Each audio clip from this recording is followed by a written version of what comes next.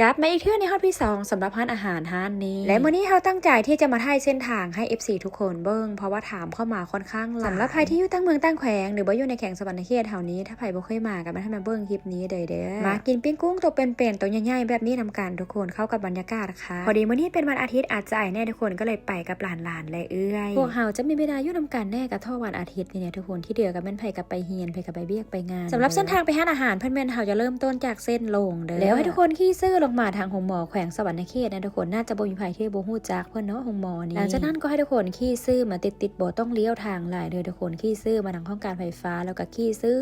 มาอีกให้ขี่ล้อของลงมาขี่ลงมาทางหงประตูพี่เด้อมาฮอดจุดนี้ให้ทุกคนสังเกตทางขวามือเห็นป้ายร้านอาหารสำราญแคมของเพิ่นนี่ทุกคนจะเข้าห้อมมานี่ห้อมมีห้อมเดียวทางเข้าห้อมบนนี้เพิ่นจะเป็นห้อมน้อยๆอยู่ทุกคนแต่เข้าไปทางในก็เลื่อนจอดรถเพิ่นก็สะอาดสะอ้างกว้างขวางได้ทุกคนดีสำหรับลูกค้าที่มาห้านนี้บ่ต้องห่วงเด้อบ่ยันบ่มีเดินจอดรถเพราะเพิ่นมีคนจัดสรรปันส่วนในการเดินจอดรถอยู่หลายๆคันอยู่นะมื้อนี้เฮาก็มากับหลานสาว2คนและกับแม่ปิ้นนะคะอีป้าแซมเพิ่นบ่ได้มานํเฮามาแบบสาวโสด4คนสำหรับหลานสาวค่อยทั้ง2มาเห็นแบบนี้ก็คือบ่อยากกินข้าวเลยอยากมาดิ้นเครื่องดิ้นนี่ใครที่มากับลูกกับหลานบ่ต้องห่วงนะทุกคนเพิ่นมีเครื่องดิ้นให้แบบนี้พ่อแม่ก็สามารถนั่งกินเบียร์แบบสบายใจโมงที่เฮามานั่นประมาณ 5:30 นทุกคนแต่มื้อนี้บ่มีแสงแดดหรือว่าเปลี่ยนน้ำพวกเฮามาค่ำเพิ่นบ่ทุกคนถ้ามาตอน 5 โมงก็สิได้รับแสงดีเฮาก็ทันเฮามาประมาณ 4 โมงหรือ 5 โมงเนี่ยทุกคนตาเวนกำลังตกลิ้นแสงกำลังดีมื้อนี้ก็บรรยากาศกันดีคือการทุกคนตั้งแต่ว่าบ่ได้มีแสงตาเวนให้ถ่ายรูปแล้วบรรยากาศในห้านนี้น่ะดี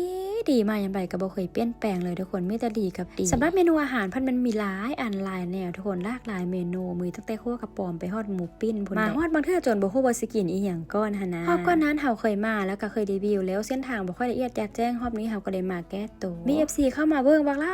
ายทุกคนประมาณเกือบ 200,000 กว่าวิวนะสำหรับร้านนี้เฮาเองก็ลงคลิปไปก็บ่ได้คิดว่าเพิ่นสิเข้ามาเบิ่งปานนั้นสำหรับเมนูอาหารมื้อนี้พวกเขาจะสร้างเป็นชิ้นแห้งข้าวผัดและกับปิ้งกุ้งแล้วก็แม่นอีหยังนะเมนูตัวนั้นบ่ชื่อกุ้งอบกระเทียมเบิ่งแต่หลานสาวค่ะทุกคนเพิ่นจื้นเพิ่นเห็นกุ้งใหญ่แห้งเพิ่นก็ขอจับก่อนทางจับทางย่านขนาดกุ้งตุยแล้วก็ยังย่าน มีแต่ขอถ่ายรูปซื่อๆเพิ่นบ่กินว่าซั่นคนนี้บ่มากินอาหารทะเลปานใดบ่เป็นคือคนเอื้อยนั้นบ่ฮู้ว่าในรอบจักเดือนที่เขาได้มานำกัน4คนแบบนี้เนี่ยปกติก็สิมีอีปาแซมซื่อเพิ่นเข้าร่วมนำแต่มื้อนี้สงสัยเพิ่นขาเบี้ยก็ได้บ่ได้มานะบรรยากาศในร้านเพิ่นก็จะสะอาดสะอ้างกว้างขวางทุกคนโล่งหูโล่งตาอาหารแซ่บบรรยากาศดีพร้อมทั้งมีพกซองที่ร้องเพลงเบาๆเพลงม่วนๆให้ฟังอีกอันนี้มันจะมี3ช่วงเวลาที่ขึ้นไปเซฟโซนทุกคนจะมีอยู่ 6 โมง 7 โมงแล้วก็ประมาณ 9 โมงนี่แหละค่ะบ่แน่ใจโมงปานใดถ้าก่อนๆหันเฮามานั้นเพิ่นขึ้นเซฟประมาณ 7 โมงนี่เด้อค่ะบ่ได้ฟังเสียงเพิ่น3รอบนี้มากระทันแน่นั่งฟังเพลงม่วนๆกับบรรยากาศดีๆและอาหารแซ่บๆแบบนี้ก็เป็นอีหยังที่เข้ากันที่สุดได้จะมากับครอบครัวก็ได้มากับสู้กับแฟนก็ดีถ้ามากับสู้กับแฟนก็สิฟินไปอีกแบบนึงได้